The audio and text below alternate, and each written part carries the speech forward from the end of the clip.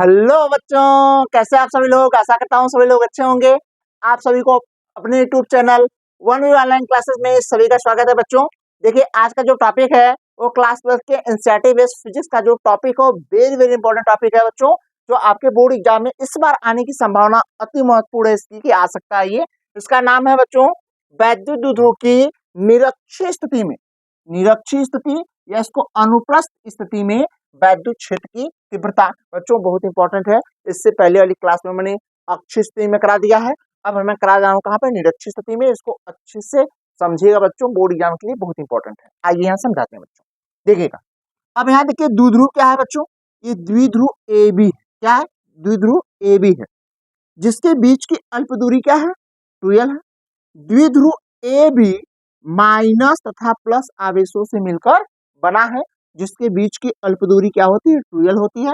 अब इसका देखिए द्विध्रुव ए बी के मध्य बिंदु ओ से लंबाधिक दूरी r मीटर पर एक पॉइंट P है। इस पॉइंट P पर हमें वैद्युत क्षेत्र की तीव्रता ज्ञात करनी है बच्चों। तो देखिएगा द्विध्रुव ए बी के जो मध्य बिंदु O है, मध्य बिंदु जैसे इसके बीच की अल्प दूरी कितना 12 है, तो मध्य बिंदु ए से दोनों दूरियों बराबर दूरी में बांटेंगे, तो यहाँ से इसकी दूरी L हो जाएगी, यहाँ से भी इसकी दूरी क्या हो जाएगी बच्चों, L हो जाएगी। अब देखिएगा यहाँ देखिए पॉइंट, यहाँ प्लस आवेश से इस पॉइंट P के बीच की दूरी नहीं पता है, और यहाँ माइनस आवेश से पॉइंट P के बीच की दूरी पता नहीं है बच्चों। तो देखो इसको पता कैसे करेंगे, इसको पता करने के लिए हम लगाएंगे पाइथागोरस प्रमेय, क्योंकि हमें देखो आधार पता है, लंब पता है ना बच्चों, तो हमें कर्ण निकालना है। तो हमें यहाँ निकाल लेंगे कर्ण का स्क्वायर बराबर लंब का स्क्वायर प्लस आधार का स्क्वायर बच्चों। तो देखिए यहाँ बच्चों ध्यान दीजिएगा, ये कर्ण है बी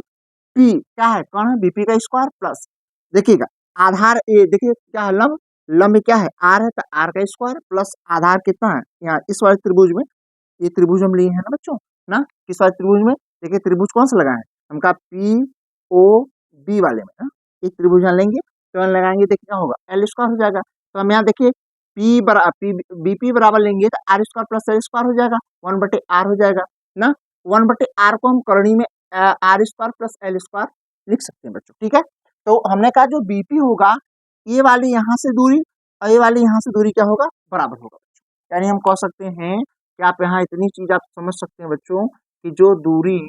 किसका, यानी एपी की जो दूरी होगी, एपी की दूरी बराबर होगा किसकी, उनका बीपी के बराबर, ये दूरियां आपस में बराबर, तो इनके बीच की दूरी क्या होगा, बराबर होगा। तो देखिए बच्चों अब ध्यान दीजिएगा, जो इनके बीच की दूरी होगा वो दूरी क्या होगा, आर स्क्वायर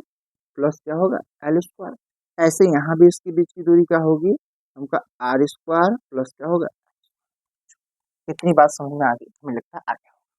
अब देखो इसी पॉइंट में हमें क्या निकालना है, वैद्युत क्षेत्र की तीव्रता निकालना है बच्चों। तो देखो प्लस आवेश से जो तीव्रता पहली वाली तीव्रता होगी, प्लस आवेश से क्या होगा, उससे दूर जाएगा, क्योंकि देखिए प्लस आवेश ये पॉजिटिव है, ये वाली तीव्रता भी क्या पॉजिटिव है, जिससे प्रतिकर्षित होगा इससे दूर जाएगा। और उसके बाद देखिएगा यहाँ ये दूसरा जो आवेश है माइनस है, तो यहाँ जो तीव्रता होगी इसकी ओर आएगी है। तो यहाँ पॉइंट पी पे जो परिणामी तीव्रता हम निकालेंगे, वो परिणामी तीव्रता कैसे निकालेंगे बच्चों, देखिएगा आप लोग 6-7 में पढ़े होंगे, एक सारसंगम होता है, जैसे इसे एक लाइन है और इस लाइन पे ऐसे हम समांतर रेखा खींचे, तो ये समांतर रेखा पे ये वाला जो कोण बनेगा ना, और ये कोण इस वाले कोण के बराबर होगा ना। इसी तरीके से देखो बच्चों, यदि हम कोण यहाँ थीटा ले लें तो यहाँ भी कोण क्या होगा, थीटा,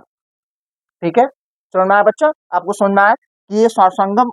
कोण के नियम से, सारसंगम के नियम से ये वाला थीटा इस वाले थीटा क्या होगा, बराबर होगा। अब बच्चों देखिए एकांतर कोण से ए वाला थीटा है, तो ए वाला भी कोण क्या हो जाएगा बच्चा, थीटा। एकांतर कोण कैसे होता है, जेड के आकार का होता है, तो ए वाला कोण इस वाले कोण की क्या होगा, बराबर। उस तरीके एकांतर कोण से भी बराबर हो जाएगा, यहाँ तक कोई डाउट हमें नहीं लगता होगा आपको। तो इसका परिणामी तीव्रता क्या है, हमका परिणामी तीव्रता ई है। अब देखिए परिणामी तीव्रता ये है, तो इसी पॉइंट का देखो ये एक टॉप वाला भी काट के यहाँ निकाला गया है बच्चों, याद रखिएगा। अब देखिएगा थोड़ा सा समझने का प्रयास करेंगे तो सारी बातें आपको इस पर समझ में आ जाएगी बच्चा, आपको परेशान होने की जरूरत नहीं है। अब देखो यहाँ पे एक होगा, यहाँ देखिए E1 और यहाँ दूसरा क्या होगा, ये E2, ठीक। अब देखो हमने कहा जब इसको इस पॉइंट P पे देखो ये दो घटकों में वियोजित होगा, तो जिसके साथ देखो इस वाले E के साथ ये वाला E1 क्या है, इस E के साथ क्या होगा, थीटा कोण बनाना, तो जिसके साथ थीटा बनाएगा उसको कॉस थीटा में, देखो जैसे यहाँ बच्चों यहाँ समझिए इस तरीके से, मान लो ये क्या है, ये वाई अक्ष है, ई अक्ष है,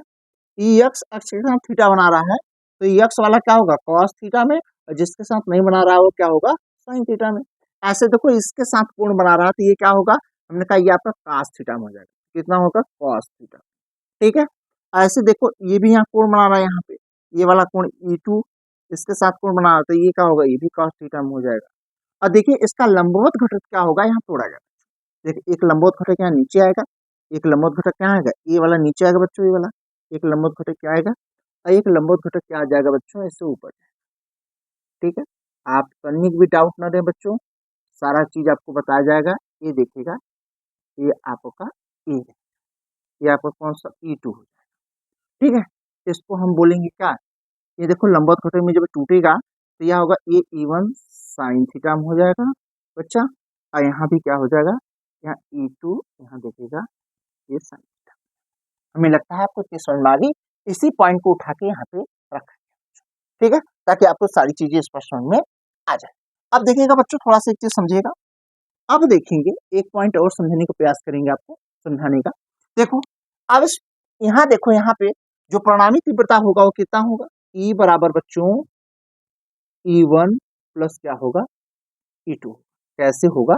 अभी आगे हम आपको इसको अच्छे से समझाएंगे। आइए इस चित्र के माध्यम से हमें लगता है सारी चीजें आपको चित्र में समझ में आ गई बच्चों, इसमें कोई आपको डाउट नहीं होगा। ये थीटा देखो ससंगम कोण से ये वाला थीटा है, तो ये वाला थीटा होगा, एकांतर कोण से यदि हम थीटा ले रहे हैं तो ये वाला कोण का एकांतर कोण से भी थीटा हो जाएगा, और इनके बीच की दूरी देखो आपको पता होगी कैसे होगा, वहाँ पाइथागोरस प्रमेय से ए वाली दूरी AP दूरी और BP दूरी के क्या होगा, दोनों आपस में बराबर होंगे। और यहाँ देखिए ध्यान दीजिएगा, इसमें देखिएगा हमें त्रिभुज लिए हैं, त्रिभुज PBO से PBO से तो थीटा है, तो थीटा के सामने वाला हमेशा लंब होता है, और 90 सामने वाला हमेशा क्या होगा, यहाँ 90 होगा, यहाँ क्या होगा बच्चों, यहाँ 90 होगा, तो 90 सामने हमेशा क्या कौन होगा, तो ये आधार हो जाएगा। देखो cos थीटा बराबर होता है आधार बटे कण, आधार क्या है BO होगा, और कण क्या है बच्चों BP होगा ना, यहाँ BP होगा, क्या करेंगे तो देखो आधार क्या है L हो जाएगा, और कण कितना निकला BP का मान वही निकला है कण, देखो इसको हम क्या लिख सकते हैं, हम देखो R² प्लस L² को 1/2 या इसको अंडर रूट में भी लिख सकते हैं बच्चों, या इस तरीके cos थीटा का मान आया। अब आगे चलते हैं बच्चों, देखिए अब यहाँ लिखा गया है थोड़ा समझिएगा, माना कि पॉइंट P का पॉइंट बच्चों P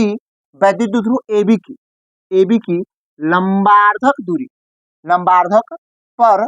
उसके मध्य बिंदु O से, लंबार्धक पर मतलब यहाँ लंबार्धक पर उसके मध्य बिंदु O से R मीटर की दूरी पर, द्विध्रुव AB के मध्य बिंदु O से R मीटर की दूरी पर एक पॉइंट क्या है P है ना, R मीटर की दूरी पर स्थित है, जहां वैद्युत क्षेत्र की तीव्रता क्या करनी है, हमें ज्ञात करनी है बच्चों। तो माना वैद्युत द्विध्रुव AB माइनस आवेश तथा प्लस आवेश से, जो द्विध्रुव AB है वो माइनस आवेश तथा प्लस आवेश से मिलकर बना है, जिस वैद्युत द्विध्रुव के आवेशों प्लस आवेश और माइनस आवेश के कारण पॉइंट P पर, कहाँ पे बच्चा पॉइंट P पर वैद्युत क्षेत्र की तीव्रता क्या होगी क्रमशः E1 और E2 है, कितना है E1 और E2 है, याद रखिएगा। देखो यहाँ प्लस आवेश के कारण वैद्युत क्षेत्र की तीव्रता E1 और माइनस आवेश के कारण वैद्युत क्षेत्र की तीव्रता क्या है E2 है, इतनी बात हमें लगता है समझ में आ गया। तो देखिए प्लस आवेश के कारण पॉइंट P पर वैद्युत क्षेत्र की तीव्रता क्या होगी, इस प्लस आवेश के कारण इस पॉइंट P पर वैद्युत क्षेत्र की तीव्रता क्या होगी, तो हमने कहा वैद्युत क्षेत्र की तीव्रता का जो फार्मूला है बच्चा, वो फार्मूला हमें पता है, क्या है फार्मूला, हमने कहा E बराबर 1/4 पाई एप्सिलॉन नॉट, यहाँ Q बटे क्या होगा R², तो उसी फार्मूले से चलेंगे तो बात आपको क्या होगा, यहाँ वैद्युत क्षेत्र की तीव्रता निकालना है, यहाँ हमें आसानी से सारी चीजें आपको स्पष्ट समझ में आ जाएगी, यहाँ कोई दिक्कत नहीं होगा, ठीक है। तब देखो यहाँ क्या होगा, यहाँ समझो, तो यहाँ देखो R² होगा, तो हमें क्या लगाएंगे यहाँ बच्चा, यहाँ देखो इसको स्क्वायर, इसको क्या करेंगे स्क्वायर कर देंगे, यहाँ भी देखिए क्या करेंगे हम इसका स्क्वायर कर देंगे बच्चों, क्योंकि ये देखो फॉर्मूला E बराबर 1/4 पाई एप्सिलॉन नॉट Q बटे क्या होगा R²। तो देखो प्लस Q आवेश के कारण पॉइंट P पर वैद्युत क्षेत्र की तीव्रता क्या होगी, E1 बराबर देखिए प्लस के कारण जो वैद्युत क्षेत्र की तीव्रता क्या है E1 है, E1 बराबर क्या होगा 1/4 पाई एप्सिलॉन नॉट Q बटे क्या होगा R क्या है, देखो यहाँ से इसके बीच की दूरी है, कितना है L², अरे R² प्लस L² होगा, तो R अंडर रूट में R² प्लस L² का क्या होगा होल स्क्वायर होगा, जिसकी दिशा बी से पी की ओर होगी, बी से पी की ओर होगी, ठीक है। उसके बाद देखो माइनस क्यों आवे इसके कारण, पॉइंट P1 पर वैद्युत क्षेत्र की तीव्रता क्या होगी बच्चों, तो E2 बराबर दिखेगा। देखिए ध्यान दो, पॉइंट P पर हमने कहा P पर वैद्युत क्षेत्र की तीव्रता क्या होगी, कि उसके माइनस आवेश के कारण, तो माइनस आवेश के कारण क्या होगा, E2 बराबर 1/4 पाई एप्सिलॉन नॉट क्यू बटे अंडर रूट में r square plus l square का होल स्क्वायर हो जाएगा, जिसकी दिशा P से कहाँ होगी, ए की ओर होगी, ठीक है बच्चा, P से E की ओर होगी। याद रखिए यहाँ हमें इतना प्राप्त हो गया। यहाँ तक हमें लगता है किसी प्रकार की कोई परेशानी आपको नहीं हो बच्चा, इतनी बात आपको समझ में आ गई होगी। ये सारा यहाँ आप क्लियर आखिर हो गया होगा बच्चों, तो इतना आप नोट करिए, इसका आगे मैं आपको कराता हूँ, इतना आप पहले नोट करिए, ठीक है बच्चों। देखिए ध्यान सुनिएगा, अब यहाँ एक चीज यहाँ रखिए, पॉइंट P पर यहाँ देखिएगा, अब देखिए पॉइंट P पर ये दो घटकों में वियोजित होगा, एक यहाँ देखिएगा, एक आपका ऊर्ध्वाधर घटक में और एक होता है क्षैतिज घटक, ये देखो क्षैतिज घटक। अब देखो ऊर्ध्वाधर घटक की जो E1 cos थीटा है, E2 cos थीटा है, ये मात्रा में तो बराबर है, लेकिन ये क्या होगा, ये विपरीत प्रकृति का है, यानी ये पॉजिटिव है तो क्या है, नेगेटिव है। मात्रा में बराबर है लेकिन दिशाएं क्या है, विपरीत है, तो ये आपस में क्या हो जाएंगे, निरस्त हो जाएंगे, आपस में कट जाएंगे। और जबकि E1 cos थीटा और E2 cos थीटा की दिशाएं एक ही होंगी, इसलिए आपस में क्या हो जाएगी, ये जुड़ जाएंगे। ये मैंने थ्योरी में नहीं लिखा है, आप चाहो तो लिख सकते हो कि यहाँ देखिएगा पॉइंट P पर जो E1 अथवा वैद्युत क्षेत्र की तीव्रता E1 E2 का जो घटक टूटा है, ये देखो क्षैतिज घटक, ये ऊर्ध्वाधर घटक, यहाँ देखो क्षैतिज घटक, ये क्या ऊर्ध्वाधर घटक, जैसे साइन थीटा वाला, ये मात्रा में क्या है, बराबर है, लेकिन दिशाएं विपरीत निरस्त हो जाएंगी। जबकि E1 cos थीटा और E2 cos थीटा की क्या है, ये बराबर मात्रा में है, लेकिन दिशाएं एक ही दिशा में है, तो आपस में क्या हो जाएंगे, जुड़ जाएंगी। तो यहाँ देखिएगा, हम कहें पॉइंट P पर, इस पॉइंट P पर परिणामी क्षेत्र की तीव्रता क्या होगी, E बराबर E1 cos theta plus E2 cos theta होगी। अब इसके आगे देखें तो क्या होगा बच्चा, इसके आगे देखेंगे, देखिएगा यहाँ E1 का मान हमें पता है कितना, 1/4 पाई एप्सिलॉन नॉट, और यहाँ क्या होगा, क्यू बटे, यहाँ देखा इसका होगा आर स्क्वायर, इसका देखो स्क्वायर करेंगे तो ये करनी हट जाएगा, ये एल स्क्वायर, ठीक है, इतना आपका हो जाएगा, ठीक है, स्क्वायर करेंगे तो हट जाएगा। अब यहाँ क्या होगा, कॉस थीटा प्लस 1/4 पाई, ठीक है, 1/4 पाई एप्सिलॉन नॉट, यहाँ क्या होगा, क्यू बटे, यहाँ क्या होगा बच्चा, यहाँ क्या होगा, क्यू बटे, यहाँ आपका हो जाएगा r square plus l square, ठीक ना, इस तरीके से, यहाँ क्या होगा, कॉस थीटा। अब ये आपस में क्या हो जाएंगे, जुड़ जाएंगे। तो जुड़ने के बाद क्या प्राप्त होगा हमें, ठीक है बच्चा, जुड़ने के बाद क्या प्राप्त होगा, ई बराबर देखो प्राप्त, आपस में सभी में बराबर मात्रा में, यहाँ 2 इंटू कितना होगा, 1/4 पाई एप्सिलॉन नॉट और क्यू बटे r square plus l square into का होगा कॉस थीटा। इतनी बात समझ में आ गई बच्चों, यहाँ तक हमें लगता है किसी प्रकार का डाउट नहीं हो।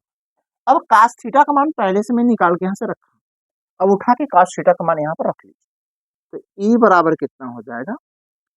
2 इंटू 1/4 पाई एप्सिलॉन नॉट बच्चा।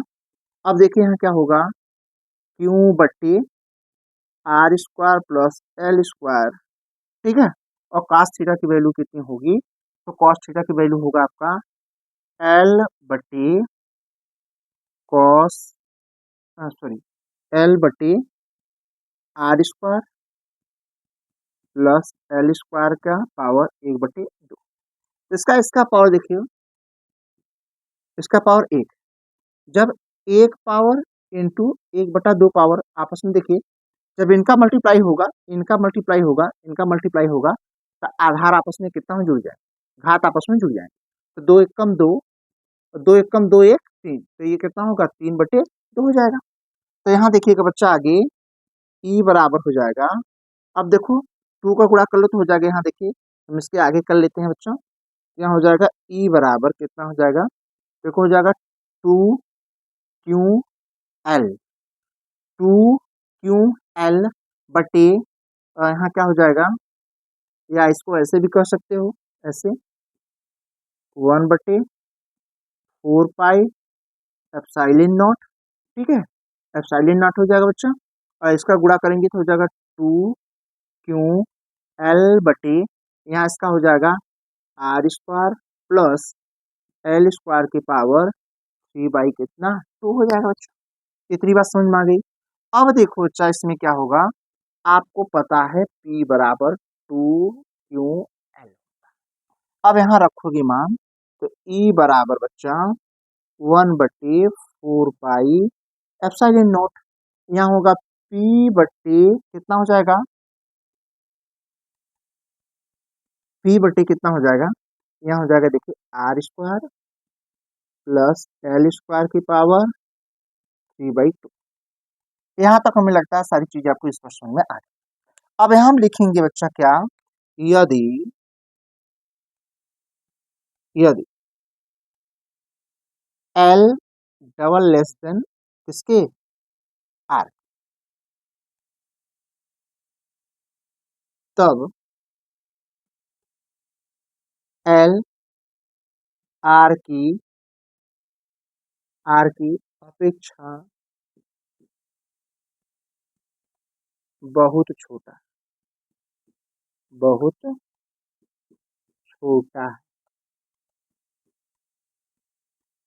अतः L को छोड़ देने पर, ठीक है बच्चा, छोड़ देंगे तो L को छोड़ेंगे तो क्या प्राप्त होगा, ध्यान दीजिएगा, L को छोड़ेंगे तो हो जाएगा E बराबर 1/4 पाई एप्सिलॉन नॉट, यहाँ देखो P/, यहाँ क्या होगा, E वाला L छोड़ेंगे, केवल ये वाला L छोड़ देंगे तो हो जाएगा R², ठीक है, की पावर 3/, कितना हो जाएगा 2, देखिए 2 से 2 कट जाएगा, तो जो हमारा प्राप्त होगा बच्चा समीकरण वो E बराबर प्राप्त होगा 1/4 पाई एप्सिलॉन नॉट, ठीक है, प्राप्त होगा P/, का प्राप्त होगा बच्चा, ये प्राप्त होगा P/, क्या होगा R की पावर 3, ठीक है। अब देखिएगा ये हमारा मेन फार्मूला प्राप्त, जिसका मात्रक होगा न्यूटन प्रति कूलम, यही हमें प्रूव, ठीक है बच्चा। हमें लगता है सारी चीजें आपको समझ में आ गई हो, एक एक पॉइंट मैंने समझाने का प्रयास किया, अगर कहीं कमी रह गई होगी तो आप कमेंट करके जरूर बताएंगे बच्चों। यदि सारी जानकारी आपको अच्छी लगी चैनल को लाइक सब्सक्राइब शेयर कमेंट करिएगा, अपने दोस्तों के पास ज्यादा से ज्यादा शेयर करने का प्रयास करिएगा बच्चों। आप लोगों से बच्चों गुजारिश है कि आप लोग वीडियो देखते हैं पर लाइक नहीं करते, प्लीज लाइक करिए और कमेंट भी करिए, कमेंट अच्छा लगेगा, मैं इसी तरीके से और भी मेहनत करूंगा। तब तक के लिए थैंक यू सो मच।